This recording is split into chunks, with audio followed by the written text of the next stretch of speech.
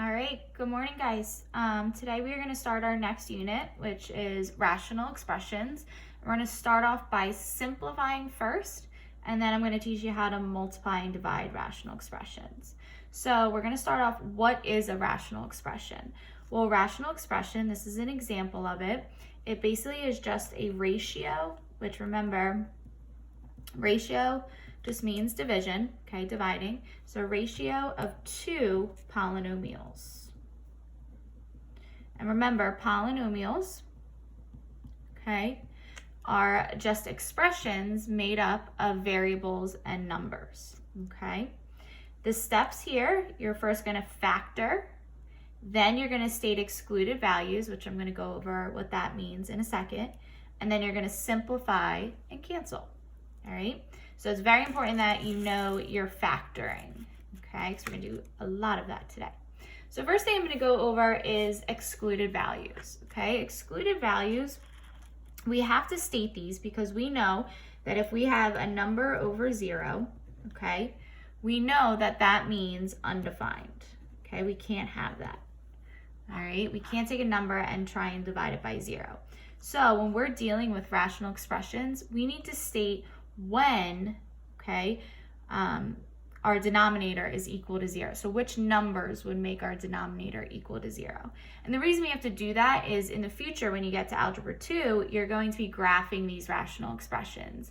And it's important that you state when your domain is equal, when you have undefined domain, all right? So in order to do that, you're just going to focus on the denominator. All right, so to state your excluded value, we need to say, okay, what number, if we were to plug it in for x, okay, would give us 0 in the denominator? All right, so all you're going to do is you're going to set your denominator equal to 0. All right, so if I took x minus 7, so taking just the denominator, and set it equal to 0, what would my number have to be for x to give me 0 in the denominator? So all you have to do is add 7. So x cannot equal 7, all right? That is known as your excluded value, okay? So again, all you're doing, you're taking the denominator. Notice, I'm not even worried about the numerator. I'm just focused on the denominator, okay? Take your denominator, and you're gonna set it equal to 0, and then you're gonna solve for x. And in this case, what's nice is x is already solved. Okay, so in this case, x cannot equal 0, all right? And then our last one, again, you're taking your denominator, set it equal to 0, and then you're gonna solve for x. So in this case, we would subtract 7 first. So 2x equals negative 7, and then divide by 2. So x cannot equal negative 7 over 2. All right, because look, up here in example 1, if I plug 7 back in here for x, 7 minus 7 would give me 0 in the denominator. So that's an excluded value. X could not equal 0, or 7, excuse me. Same thing down here, if I plug 0 in for x, that would give us 0 in the denominator. So x cannot be equal to 0. And then the same thing down here, if I plugged in negative 7 over 2 for x, that would give me 0 in the denominator. So this would be my excluded value. X cannot be negative 7 over 2. All right, so excluded values just go along with your simplified answer when you simplify your rational expression, okay? So now let's do some examples, all right? Let's start with number 1 down here. Okay, your first step is always to factor. And in these first 2 examples, they're already in factored form, okay? So since these are already factored, the next thing I'm going to do is state my excluded value, okay? So again, my denominator, I'm only worried about my denominator, is 30x cubed. Okay, I'm gonna set it equal to 0, all right, to figure out what can x not equal, okay, because I don't want 0 in the denominator. So here you would divide by 30. So x cubed is equal to 0, because 0 divided by 30 gives me 0. And then you would take the cube root, so x cannot equal 0. And that's going to be part of my answer. All right, so now the next thing you're gonna do, keep that to the side, that's a little side work. All right, I'm going to simplify this. All right, so I know that 50 divided by 30, that simplifies to 5/3, because I know that 10 is a factor of both, so I can simplify them by 10. And then I have x to the 4th over x cubed. Okay, I want to see, okay, how can I simplify those? Remember, with exponents, to simplify those, just like with factoring, we subtract our exponents. So I have 4 up here and 3 down here. To simplify them, 4 minus 3 is 1, and so I'd have 1 left up here. Okay, that is simplified completely, so I am done. Okay, can't simplify any further. So my answer is 5x over 3, and x cannot be equal to 0. So this whole thing, okay, would be my final answer. All right, let's look at number 2.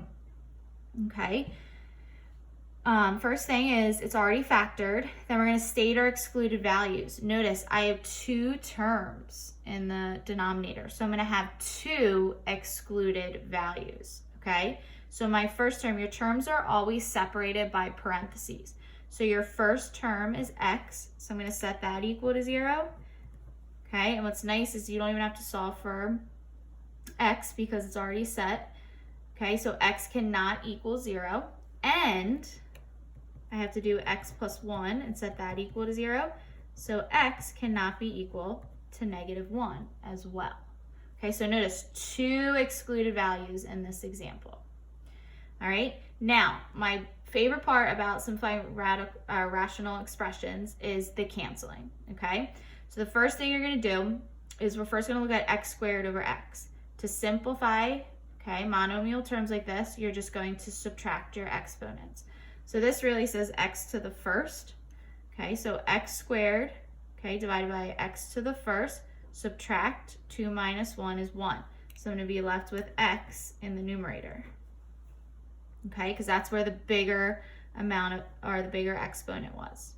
Then any terms that are the same that are above each other, okay, so vertically, I can cancel. So notice I have x plus 1 over x plus 1. Those are the same terms, so I can get rid of them. It's the same as if you had, let's say, 5 over 5. Okay, 5 divided by 5 is equal to 1. Same thing here, x plus 1 over x plus 1 is equal to 1, so you can cancel them.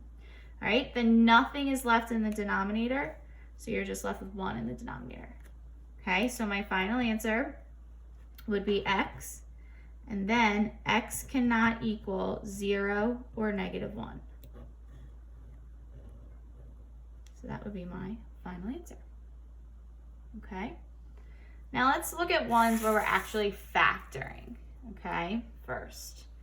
All right, it's very important that you remember how to factor. So we're just going to focus on factoring out a GCF and also difference of 2 squares. Okay, we're not going to do any trinomials. We'll do that the next day, tomorrow. All right, so first thing, you're going to look at your numerator and see, okay, how can we factor? So I have a 4x squared minus 12x. Okay, always look for a GCF first. All right, so between a 4 and a 12, your GCF would be 4. And then also look at your variables. So I have an x squared and an x. They both have x in common. And then I'm going to factor out a 4x, or divide it out. Okay, so when I divide out 4x squared divided by 4x, that will leave me with x minus 12 divided by 4 is 3. And then x divided by x, they just cancel, so I'm just left with x minus 3. And then all over on the bottom, I also have x minus 3. Okay? Then you have to state your excluded values. And in this case, I'm going to use a different color. Okay? Look at your denominator. Set it equal to 0. Okay? So x cannot equal positive 3. Notice it's just the opposite of what's there. Okay? All right, and then I'm going to cancel. okay? So notice these are separate terms. I can put that in parentheses so you can see it a little bit better. So my common terms, all right, are my similar terms. I have x minus 3 over x minus 3. I can cancel them or get rid of them. So all that's left over is 4x. And that would be my final answer. So I have 4x, and then x cannot be equal to 3. You have to keep that excluded value. So this whole thing would be my final answer. All right, let's do another one, number 4. Okay, you must always factor first before you state your excluded values. Okay, so we're going to factor the numerator first. GCF, I have a 9 and a 3. The GCF would be 3. And I'm going to divide that out. Okay, so 9 divided by 3 would be 3. And I have the x plus 3 divided by 3 leaves me with 1. All over. Now let's focus on our denominator. Let's find a GCF between 4 and 12. Our GCF would be 4. And I'm going to divide it out. Okay, so 12 divided by 4 is 3. And then have the x plus 4 divided by 4 is 1.